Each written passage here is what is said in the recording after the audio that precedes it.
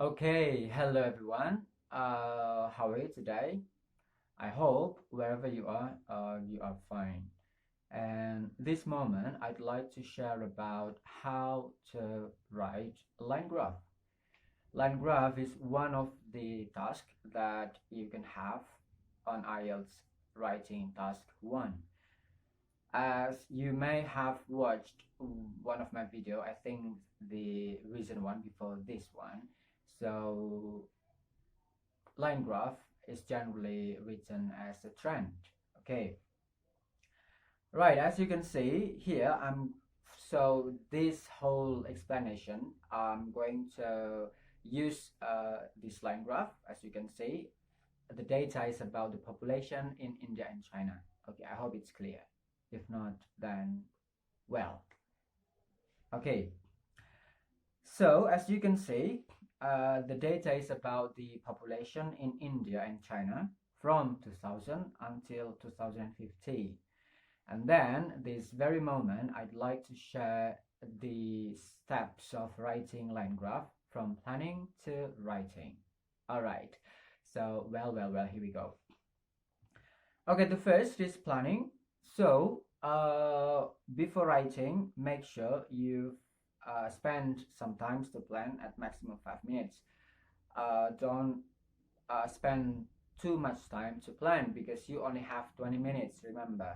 Okay, so for the planning, there are some things that you have to prepare. The first is figuring out the tenses, and then the second one is the vocabularies, and then the last one, the last one here is analyzing main features, right?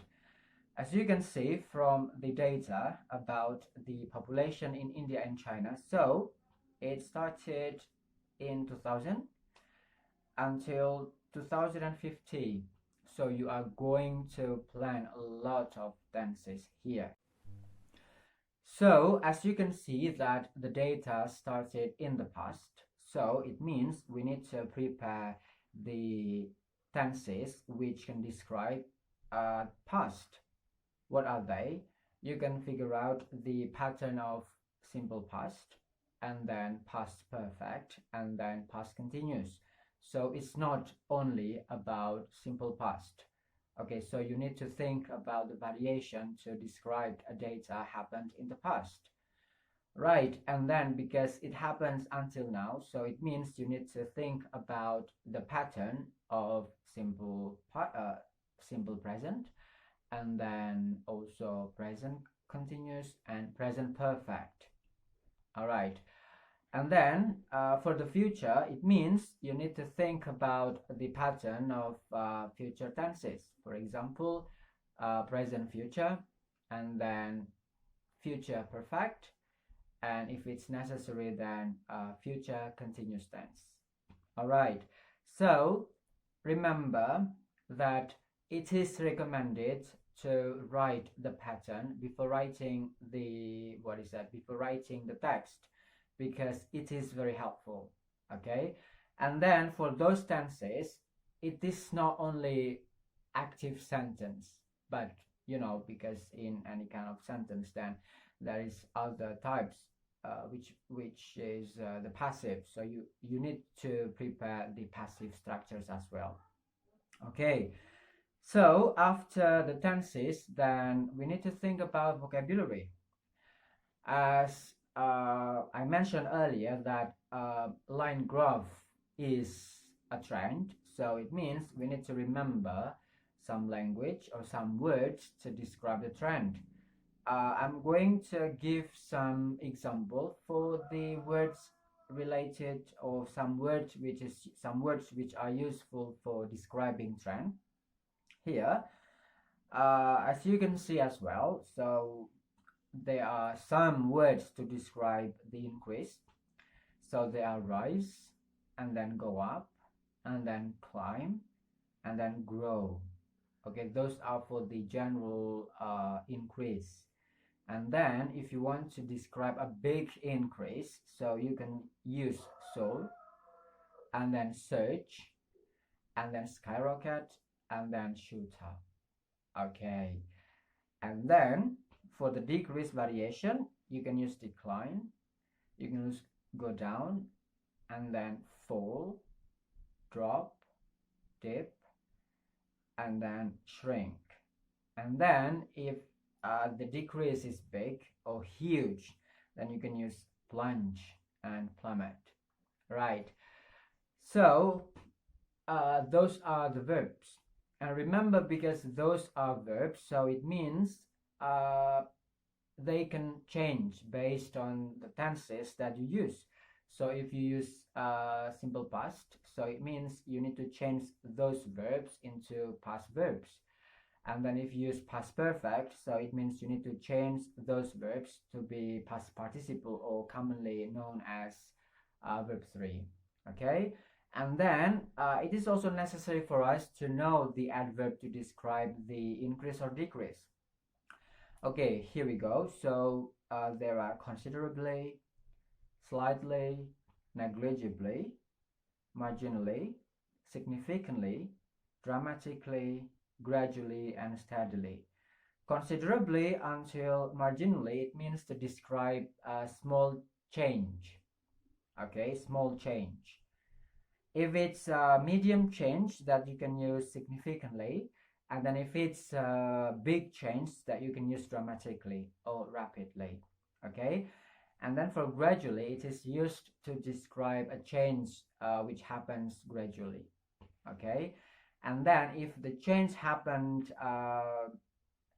between the previous period and then the next is similar, so we can say steadily, it's stable. Okay, all right, after knowing the adverb, then you should know that those adverbs are used only for the common increase or decrease. We can't use those adverbs to words which have already got a meaning of big increase or big decrease. So we can't say considerably skyrocket because it's going to be weird. Okay, or we can't say dramatically surge. We just simply say surge. If you want to say dramatically, then we can say dramatically increase. Okay, dramatically rise. Okay, right, so now let's move on to the next discussion. Okay, this is vital. Okay, it's about main features. Remember, on the for the task 1, generally the instructions are 2. The first is summarize the information by selecting the main features. Okay, that's the first. And then the second one is make comparison where relevant. So summarize the data, and then make comparison. To summarize the data, it means we don't necessarily write every single data. As you can see, for the data about the population in India and China, so we don't have to describe the data every single decade. Okay, so we can select it based on the main features. Okay, so the main feature here, we first of all we need to see the general main feature, the general trend, increase or decrease, or probably fluctuating or fluctuated. Okay, so you can have a look here. It's interesting to note that in China it steadily increased until 2030, and then got a peak or reached a peak, and then declined, slightly declined over the years. Okay, and then for India, you can have a look here. So it's what is that? It's significantly increased over the years, and then by 2030, India population has surpassed the population in China. And then at the end of the time period, India will have more population compared to China. Okay, so those can be the main features. And here I have the example of main features that I have formulated, and you can read by yourself. Okay. All right, so those are the tenses, and then vocabularies, and then main features. Now let's talk about the format. All right, for the format, this one can be applied for any kind of task. First, you need to write the introduction. The second one, you need to write the overview. And then the third one, you need to write the body paragraph. Okay, for the body paragraph, make sure or you write two body. Okay, for introduction, obviously, it's only one. Okay, and then for the overview, of course, it's only one as well. And then make sure that you clearly divide the paragraph, because as far as I'm concerned, when I check somebody's writing, especially when they took the IELTS for the first time, they simply write every single thing in a paragraph. So I don't know which one is the introduction, which one is the overview, and which one is the main body. It's crucial and it's easy. Okay, so about the introduction, actually this is quite easy part to write. You don't have to think about it too seriously, really, I mean it. So how to write introduction? Okay, we just simply paraphrase it or rewording the question. Well, paraphrase or rewording means that we can use different wording for the same meaning. For example, here that I have provided, so I've planned for the show, I can use illustrates and then highlights, points out, or describes, or many others. If you know it is, you can use your own word. And then for population figures, I prepare the number of population or inhabitants, or how many population or inhabitants. And again, you can use your own wording. And then for predicted, I use projected and expected. And you can also use assumed or presumed, and so on and so forth. All right. From this planning about rewarding, then I come up with the idea for the introduction. Okay, this one is the introduction, my version. Okay, the line graph illustrates the number of population in China and India and the projection until 2050. Okay, very simple, very easy. Okay, you don't have to think this too much.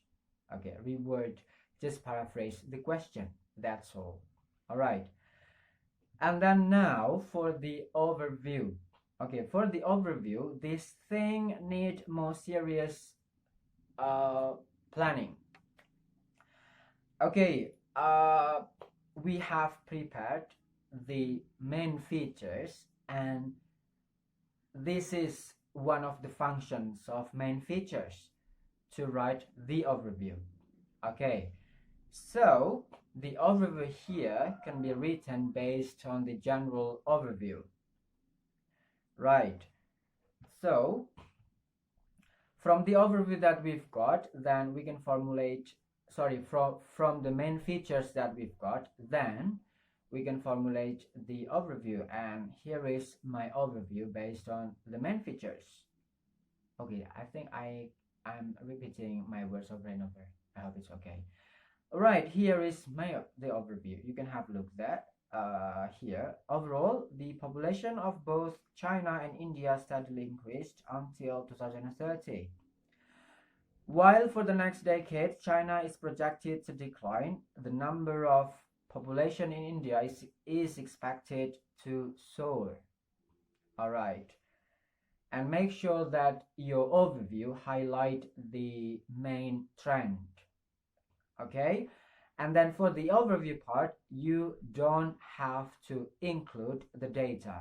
For example, here I write steadily increased until 2030. It's not necessary to write the number of the increase. Okay, bear it in your mind, because this is important. All right, after the overview, obviously we need to write the main body. Okay, for the main paragraph, of course the main features are still used here, but then first thing first, that you need to clearly divide the paragraph. As you can see, as I've shown you before, the data about the population in India and China. So there are two things that we can consider as the paragraph. So the first can be the time given or the time period, and then the second one is the country, the name of country. Okay, whatever you choose, be consistent. So it's okay to divide the paragraph based on the country. So it means the first paragraph can be China, and then the second one is India, right? And then if you're thinking that writing the paragraph based on time given is better, then do it. So you can divide before 2030 and after 2030. All right, you got it? Good. Okay, so after we know the concept of our paragraph, then write it. And then don't forget to look at the main features that you have formulated. Okay, so here is the main body that I've written. You can see there.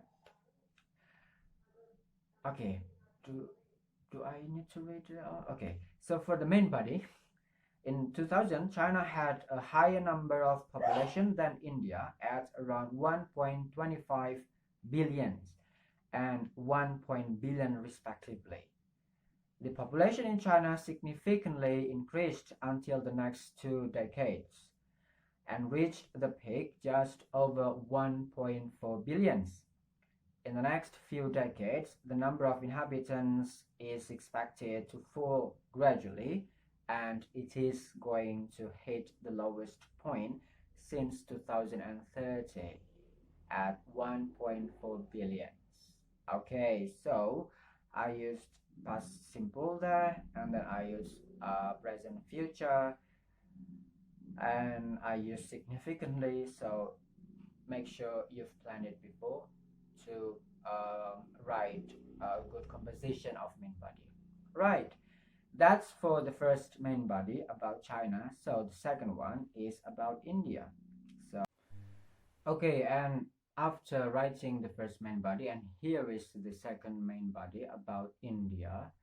As you can see, on the other hand, India, which started lower than China, soared and reached 1.4 billion in 2020.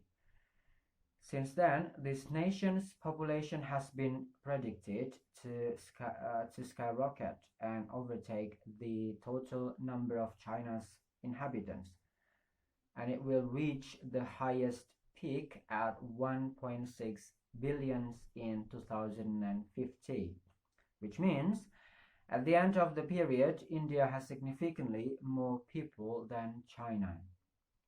Okay, as you can see here, I also try to provide my body with simple past, and then present perfect, and then future tense, and yeah, simple future.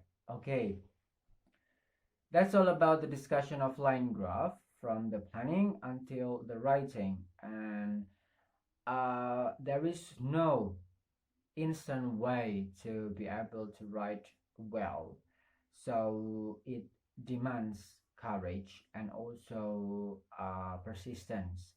So keep practicing, keep learning.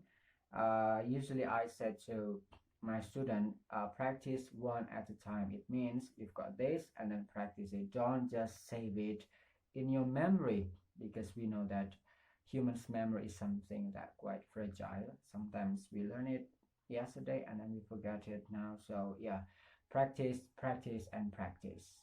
Okay, I hope what I've shared today is useful, although probably it's not interesting, I know, really. So well, see you next time with the other discussion. Have a nice day, stay healthy, and bye bye.